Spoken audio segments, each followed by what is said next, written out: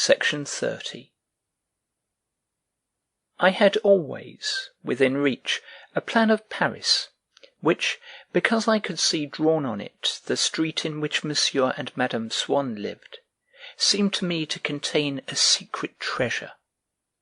And to please myself, as well as by a sort of chivalrous loyalty, in any connection, or with no relevance at all, I would repeat the name of that street, until my father, not being, like my mother and grandmother, in the secret of my love, would ask, "But why are you always talking about that street? There's nothing wonderful about it. It is an admirable street to live in, because it's only a few minutes' walk from the Bois, but there are a dozen other streets just the same."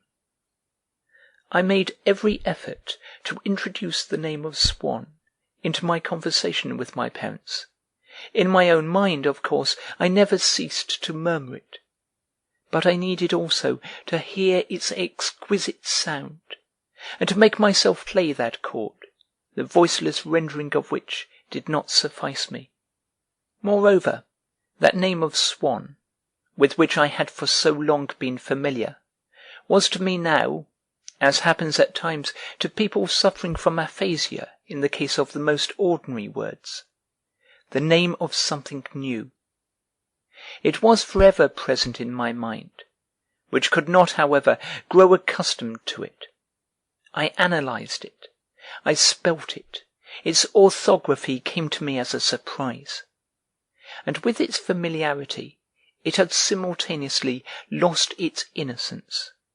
The pleasure that I derived from the sound of it I felt to be so guilty, that it seemed to me as though the others must read my thoughts, and would change the conversation if I endeavoured to guide it in that direction.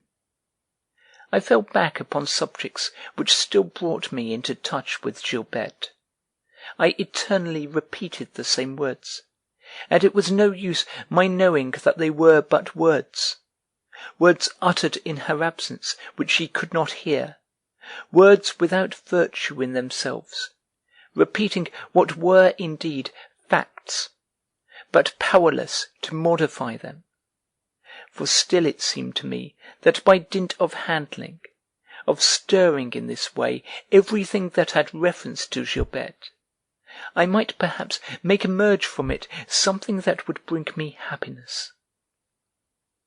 I told my parents again that Gilberte was very fond of her governess, as if the statement, when repeated for the 100th time, would at last have the effect of making Gilberte suddenly burst into the room, come to live with us for ever. I had already sung the praises of the old lady who read the Débats.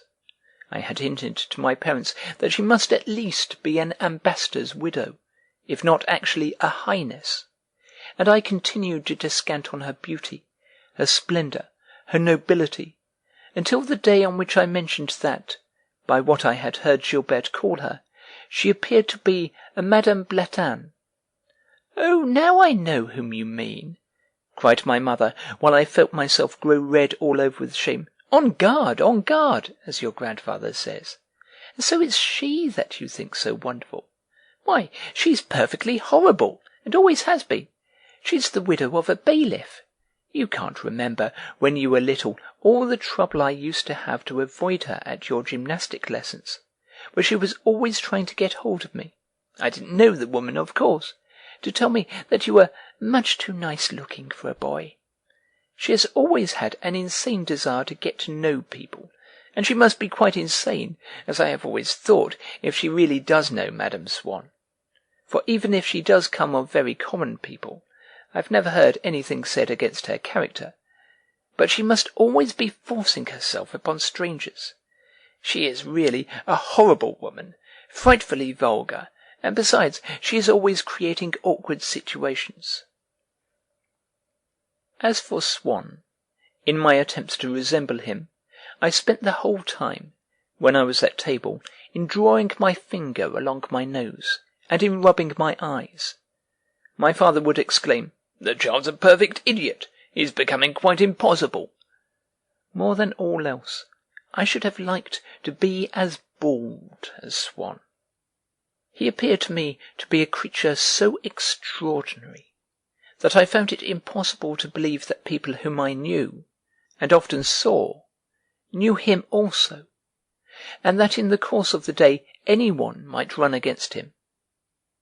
And once, my mother, while she was telling us, as she did every evening at dinner, where she had been and what she had done that afternoon, merely by the words, "By the way, guess whom I saw at the Trois Quartiers, at the umbrella counter? Swann!" caused to burst open in the midst of her narrative, an arid desert to me, a mystic blossom. What a melancholy satisfaction to learn that very afternoon, threading through the crowd his supernatural form, Swann had gone to buy an umbrella. Among the events of the day, great and small, but all equally unimportant, that one alone aroused in me those peculiar vibrations by which my love for Gilberte was invariably stirred.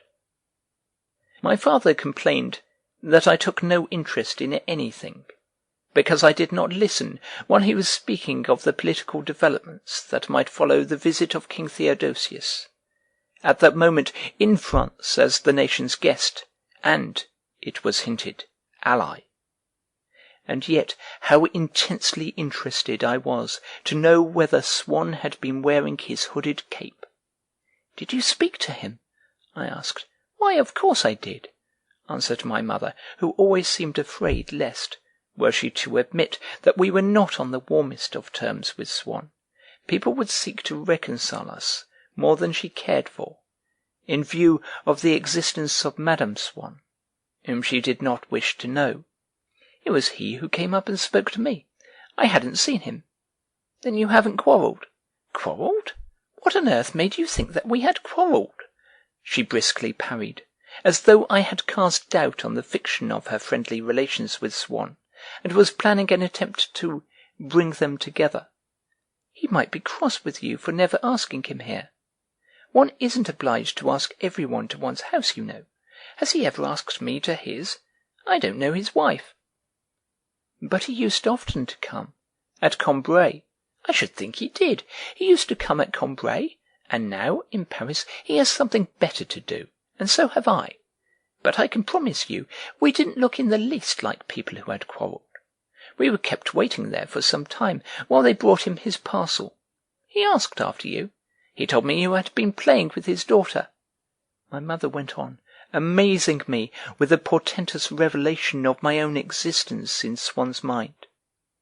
Far more than that, of my existence in so complete, so material a form, that when I stood before him, trembling with love, in the Champs-Élysées, he had known my name, and who my mother was, and had been able to blend with my quality as his daughter's playmate certain facts with regard to my grandparents and their connections, the place in which we lived, certain details of our past life, all of which I myself perhaps did not know.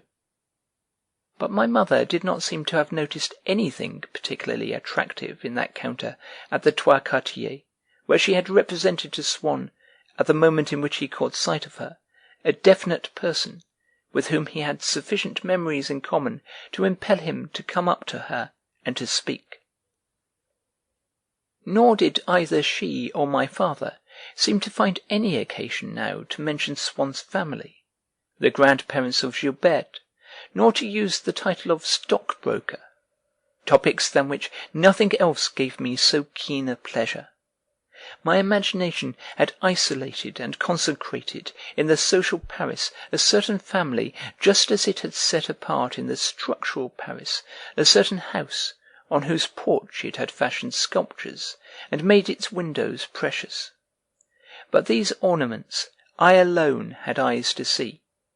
Just as my father and mother looked upon the house in which Swann lived as one that closely resembled the other houses built at the same period in the neighbourhood of the Bois, so Swann's family seemed to them to be in the same category as many other families of stockbrokers. Their judgment was more or less favourable according to the extent to which the family in question shared in merits that were common to the rest of the universe, and there was about it nothing that they could call unique. What, on the other hand, they did appreciate in the Swanns, they found in equal, if not in greater measure elsewhere. And so, after admitting that the house was in a good position, they would go on to speak of some other house that was in a better, but had nothing to do with Gilberte, or of financiers on a larger scale than her grandfather had been. And if they had appeared for a moment to be of my opinion, that was a mistake which was very soon corrected. For in order to distinguish in all Gilberte's surroundings an indefinable quality analogous, in the scale of emotions, to what in the scale of colours is called infrared, a supplementary sense of perception was required, with which love, for the time being, had endowed me, and this my parents lacked. On the days when Gilberte had warned me that she would not be coming to the Champs-Élysées, I would try to arrange my walks so that I should be brought into some kind of contact with her. Sometimes I would lead Françoise on a pilgrimage to the house in which the Swanns lived, making her repeat to me unendingly all that she had learned from the governess with regard to Madame Swann. "It seems she puts great faith in medals. She would never think of starting on a journey if she had heard an owl hoot, or the death watch in the wall, or if she had seen a cat at midnight, or if the furniture had creaked. Oh yes, she's a most religious lady, she is." I was so madly in love with Gilberte that if, on our way, I caught sight of their old butler taking the dog out, my emotion would bring me to a standstill. I would fasten on his white whiskers eyes that melted with passion, and Françoise would rouse me with, "What's wrong with you now, child?"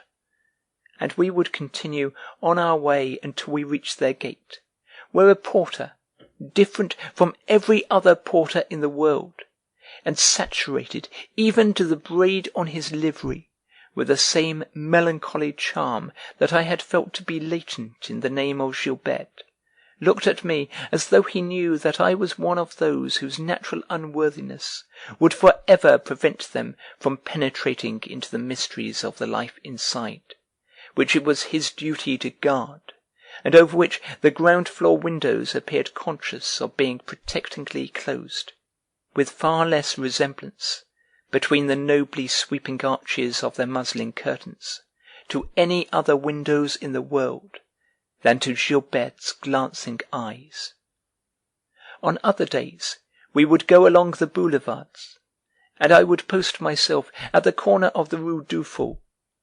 I had heard that Swann was often to be seen passing there, on his way to the dentist's, and my imagination so far differentiated Gilberte's father from the rest of humanity, his presence in the midst of a crowd of real people introduced among them so miraculous an element, that even before we reached the Madeleine, I would be trembling with emotion at the thought that I was approaching a street from which that supernatural apparition might at any moment burst upon me unawares.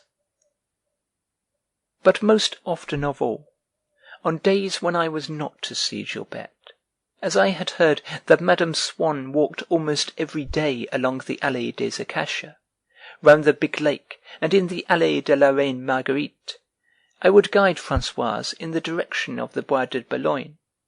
It was to me like one of those zoological gardens, in which one sees assembled together a variety of flora, and contrasted effects in landscape, where from a hill one passes to a grotto, a meadow, rocks, a stream, a trench, another hill, a marsh, but knows that they are there only to enable the hippopotamus, zebra, crocodile, rabbit, bear, and heron to disport themselves in a natural or a picturesque setting.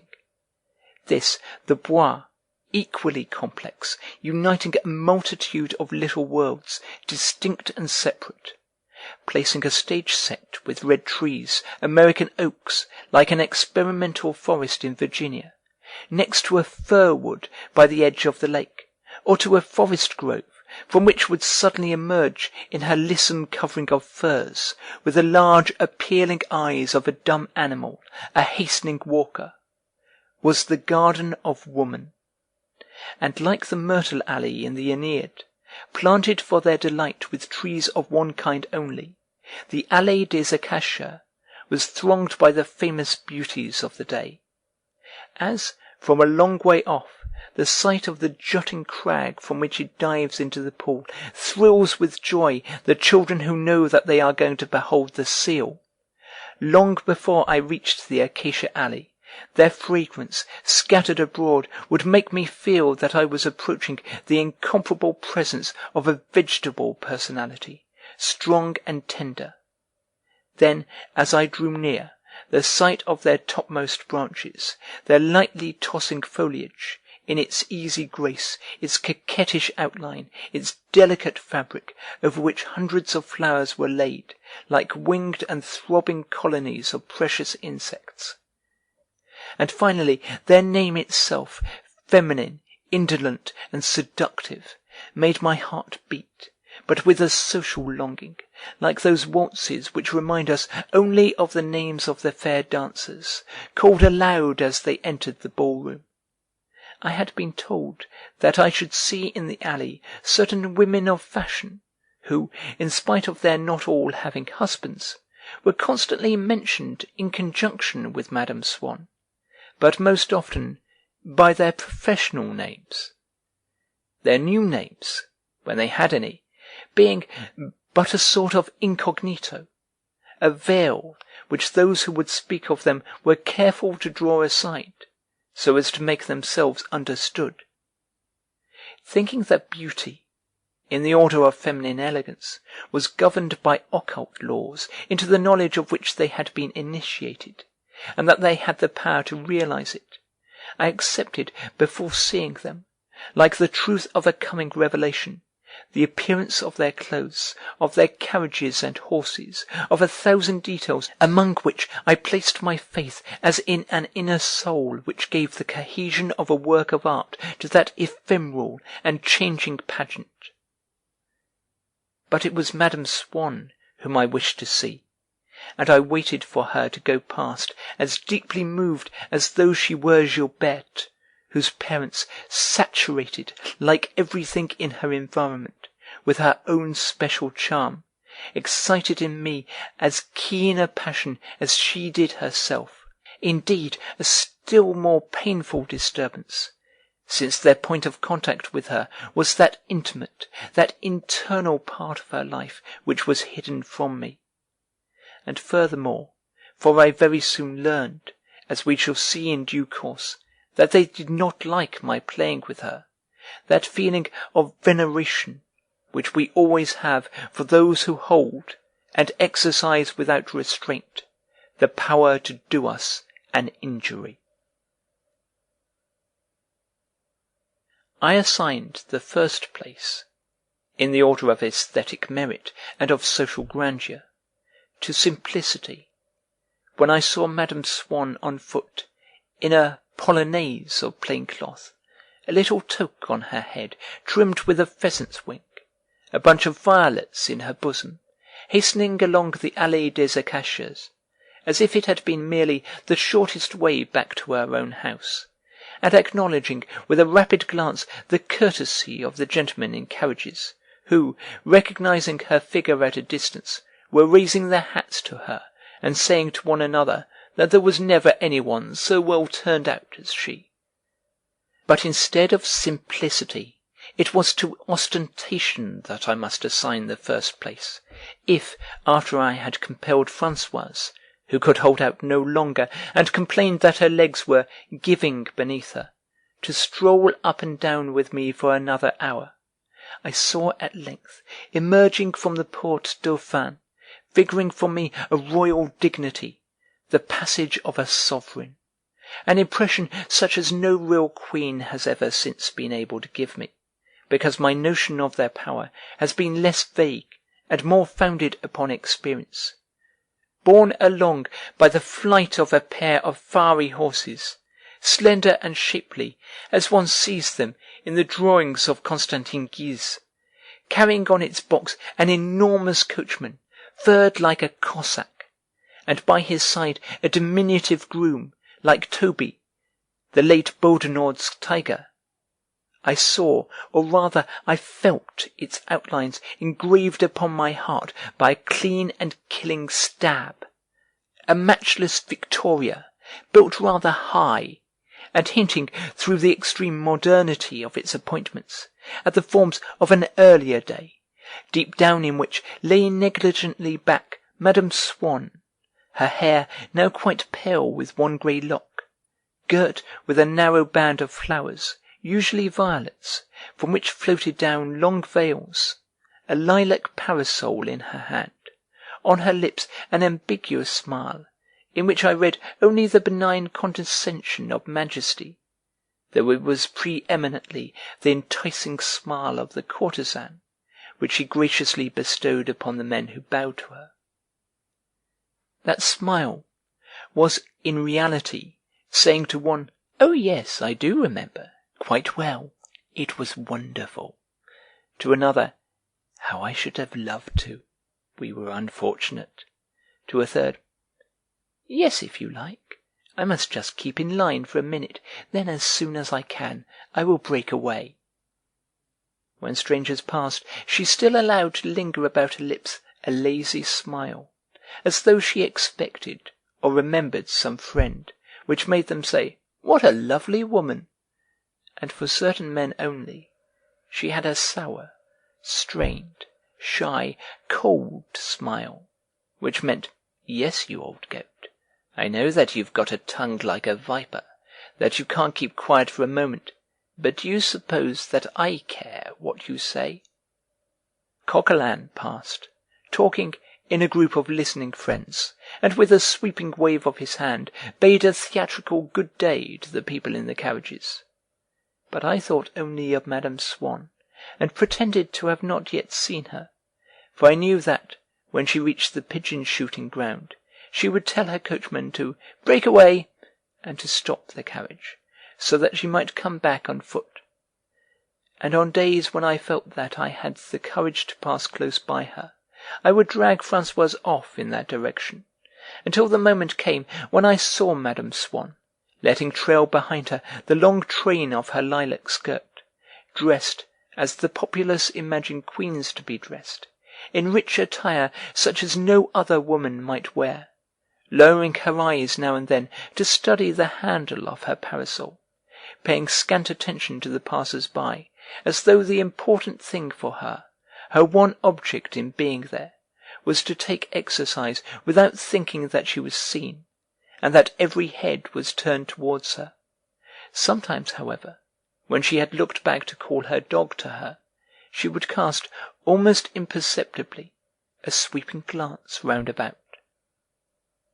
Those even who did not know her were warned by something exceptional, something beyond the normal in her, or perhaps by a telepathic suggestion, such as would move an ignorant audience to a frenzy of applause when Berma was sublime, that she must be someone well known. They would ask one another, "Who is she?" or sometimes would interrogate a passing stranger, or would make a mental note of how she was dressed so as to fix her identity later in the mind of a friend better informed than themselves, who would at once enlighten them. Another pair, half stopping in their walk, would exchange, "You know who that is? Madame Swann. That conveys nothing to you? Odette de Crécy, then? Odette de Crécy? Why, I thought as much. Those great sad eyes. But I say, you know, she can't be as young as she was once, eh? I remember, I had her on the day that Macmahon went. I shouldn't remind her of it, if I were you. She is now Madame Swann, the wife of a gentleman in the Jockey Club, a friend of the Prince of Wales. Apart from that, though, she is wonderful still. Oh, but you ought to have known her then. Gad, she was lovely. She lived in a very odd little house with a lot of Chinese stuff. I remember we were bothered all the time by the newsboys, shouting outside. In the end she made me get up and go. Without listening to these memories, I could feel all about her the indistinct murmur of fame. My heart leaped with impatience when I thought that a few seconds must still elapse before all these people, among whom I was dismayed not to find a certain mulatto banker who, or so I felt, had a contempt for me, were to see the unknown youth, to whom they had not, so far, been paying the slightest attention, salute, without knowing her, it was true, but I thought that I had sufficient authority, since my parents knew her husband, and I was her daughter's playmate. This woman whose reputation for beauty, for misconduct, and for elegance was universal. But I was now close to Madame Swann.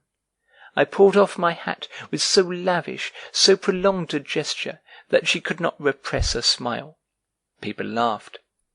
As for her, she had never seen me with Gilberte. She did not know my name, but I was for her like one of the keepers in the Bois, like the boatman or the ducks on the lake to which she threw scraps of bread, one of the minor personages, familiar, nameless, as devoid of individual character as a stage-hand in a theatre, of her daily walks abroad. On certain days, when I had missed her in the Allée des Acacias, I would be so fortunate as to meet her in the Allée de la Reine Marguerite, where women went who wished to be alone, or to appear to be wishing to be alone. She would not be alone for long, being soon overtaken by some man or other, often in a grey tile hat, whom I did not know, and who would talk to her for some time, while their 2 carriages crawled behind.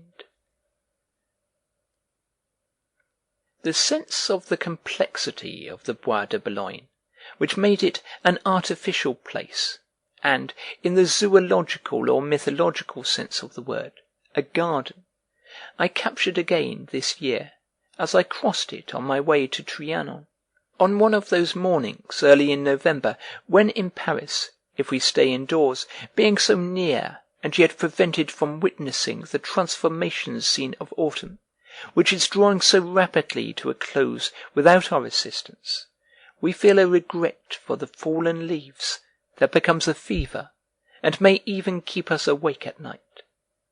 Into my closed room they have been drifting already for a month, summoned there by my desire to see them, slipping between my thoughts and the object, whatever it might be, upon which I was trying to concentrate them, whirling in front of me like those brown spots that sometimes, whatever we may be looking at, will seem to be dancing or swimming before our eyes. And on that morning, not hearing the splash of the rain as on the previous days, seeing the smile of fine weather at the corners of my drawn curtains, as from the corners of closed lips may escape the secret of their happiness, I had felt that I could actually see those yellow leaves, with the light shining through them, in their supreme beauty, and being no more able to restrain myself from going to look at the trees than, in my childhood's days, when the wind howled in the chimney, I had been able to resist the longing to visit the sea, I had risen and left the house to go to Trianon, passing through the Bois de Boulogne. It was the hour and the season in which the Bois seems, perhaps, most multiform, not only because it is then most divided, but because it is divided in a different way. Even in the unwooded parts, where the horizon is large, here and there against the background of a dark and distant mass of trees, now leafless or still keeping their summer foliage unchanged, a double row of orange-red chestnuts seemed, as in a picture just begun, to be the only thing painted so far, by an artist who had not yet laid any colour on the rest, and to be offering their cloister, in full daylight, for the casual exercise of the human figures that would be added to the picture later on. Further off, at a place where the trees were still all green, one alone, small, stunted, lopped, but stubborn in its resistance, was tossing in the breeze an ugly mane of red. Elsewhere, again, might be seen the first awakening of this Maytime of the leaves, and those of an ampelopsis, a smiling miracle like a red hawthorn flowering in winter, had that very morning all come out, so to speak, in blossom.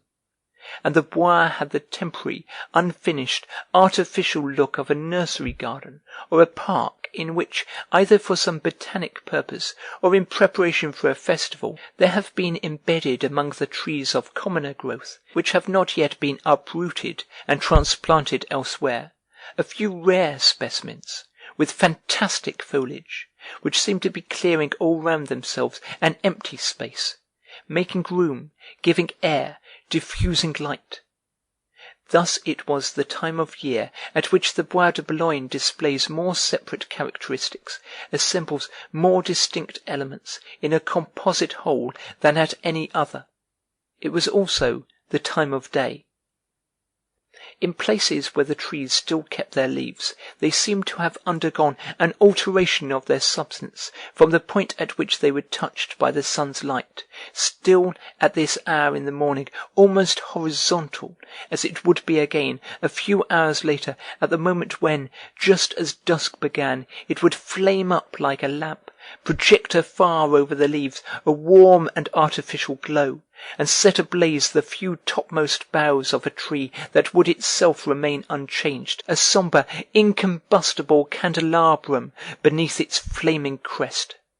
At one spot the light grew solid as a brick wall, and like a piece of yellow Persian masonry, patterned in blue, daubed coarsely upon the sky the leaves of the chestnuts. At another it cut them off from the sky towards which they stretched out their curling golden fingers.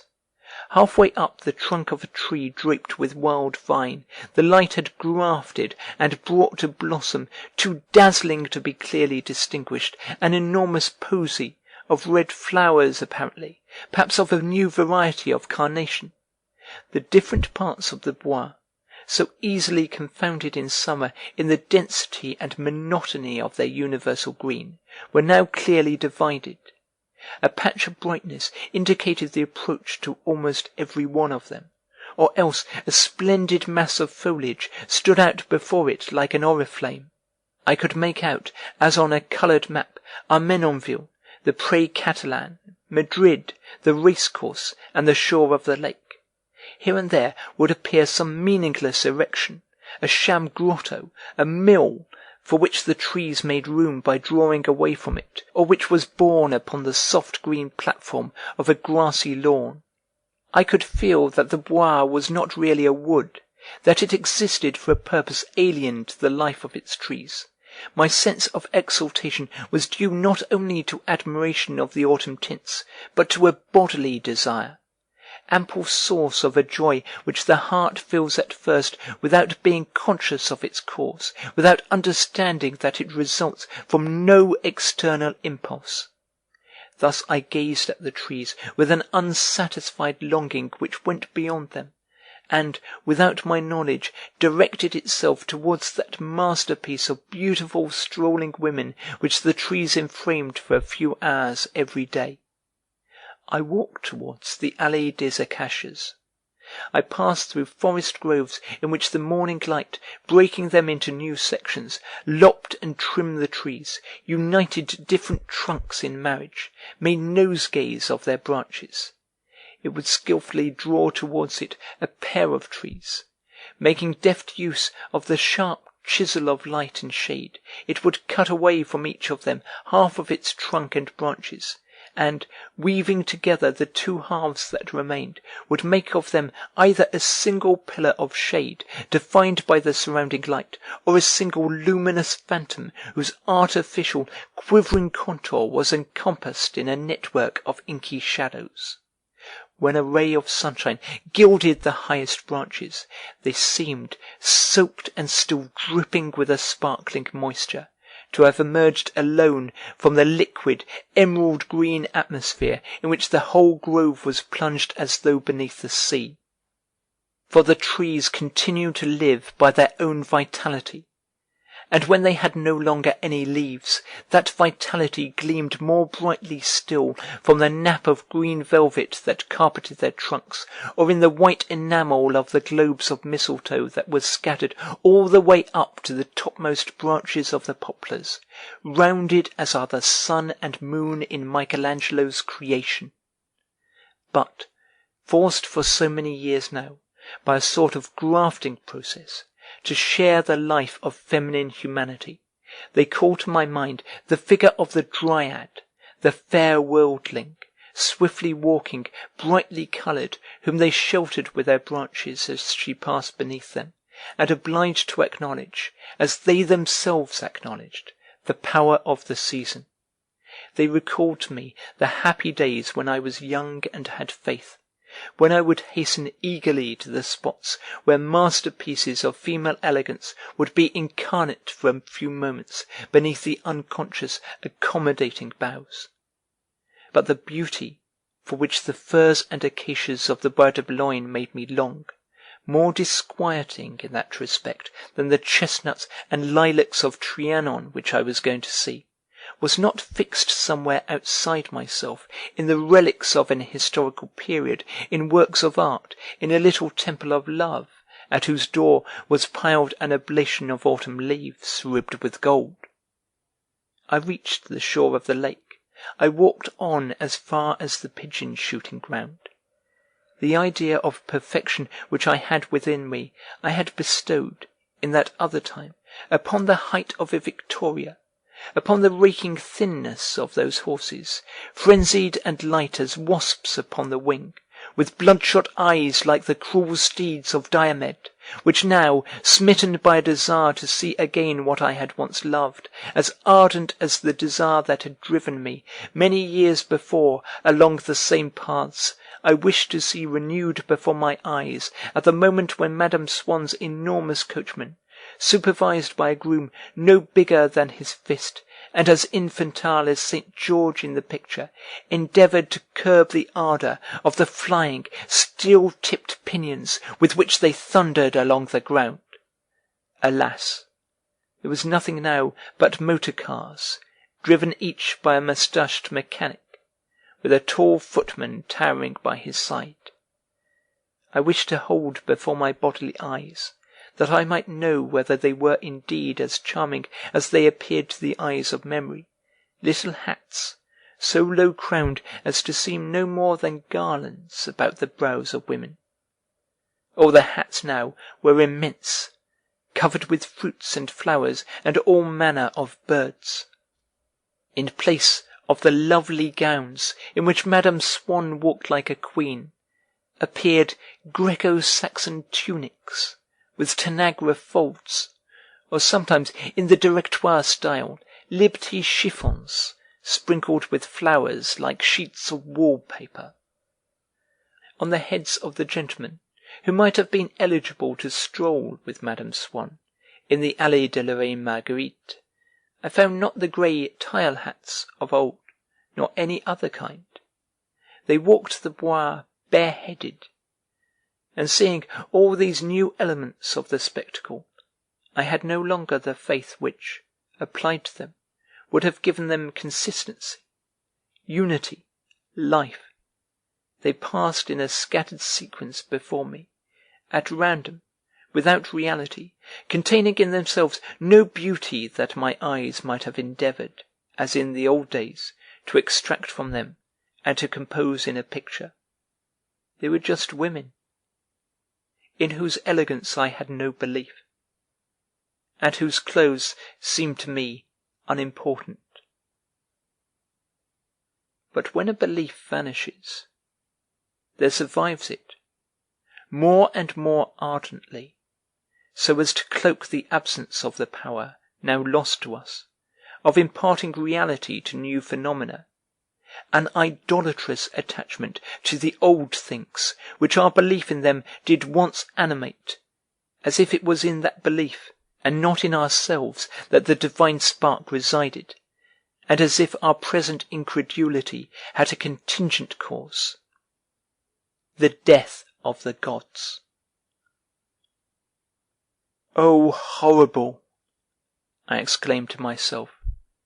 Does anyone really imagine that these motor-cars are as smart as the old carriage and pair? I dare say. I am too old now.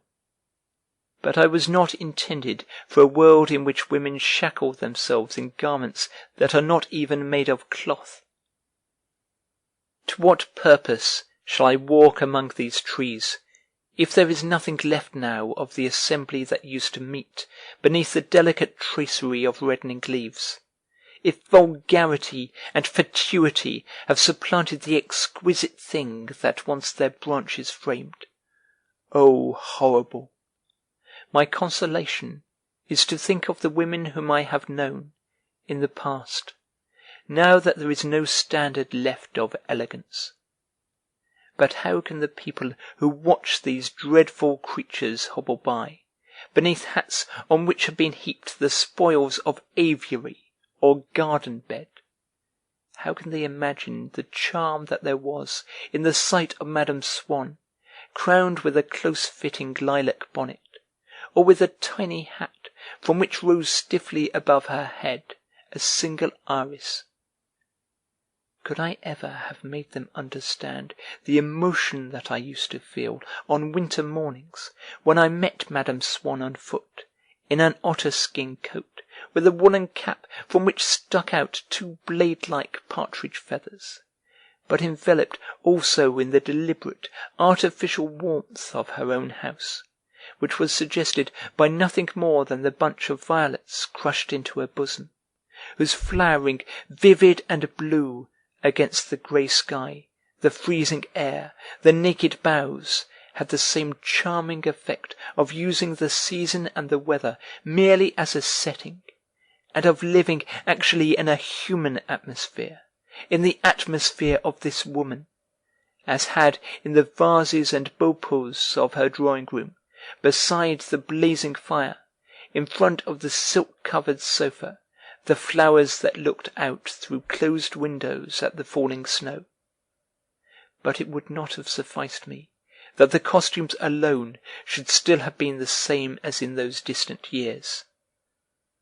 Because of the solidarity that binds together the different parts of a general impression, parts that our memory keeps in a balanced whole, of which we are not permitted to subtract or to decline any fraction, I should have liked to be able to pass the rest of the day with one of those women, over a cup of tea, in a little house with dark painted walls, as Madame Swann's were still in the year after that in which the first part of this story ends, against which would glow the orange flame, the red combustion, the pink and white flickering of her chrysanthemums in the twilight of a November evening, in moments similar to those in which, as we shall see, I had not managed to discover the pleasures for which I longed.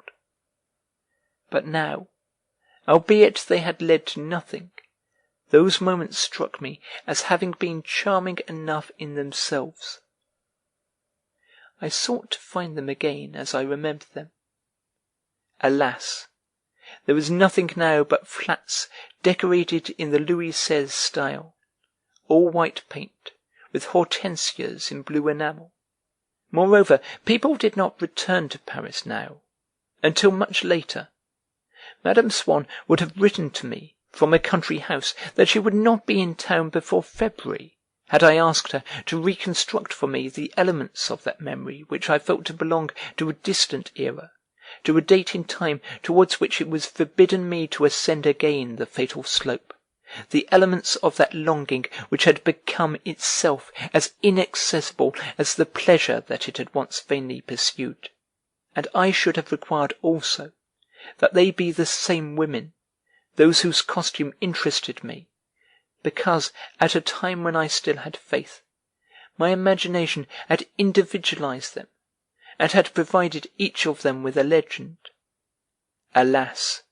In the Acacia Avenue, the Myrtle Alley, I did see some of them again, grown old, no more now than grim spectres of what once they had been, wandering to and fro, in desperate search of heaven knew what, through the Virgilian groves.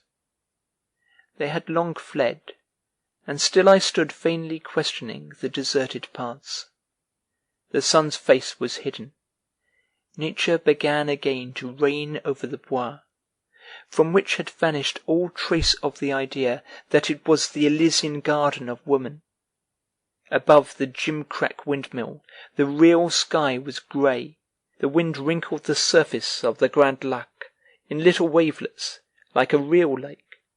Large birds passed swiftly over the Bois, as over a real wood, and with shrill cries perched, one after another, on the great oaks which, beneath their druidical crown and with Dodonaic majesty, seemed to proclaim the unpeopled vacancy of this estranged forest, and helped me to understand how paradoxical it is to seek in reality for the pictures that are stored in one's memory, which must inevitably lose the charm that comes to them from memory itself, and from their not being apprehended by the senses.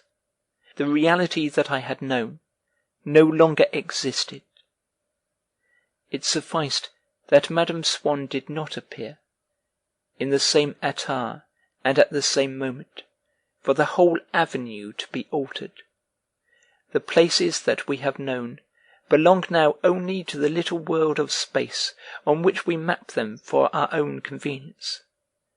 None of them was ever more than a thin slice, held between the contiguous impressions that composed our life at that time. Remembrance of a particular form is but regret for a particular moment, and houses, roads, avenues are as fugitive, alas, as the years.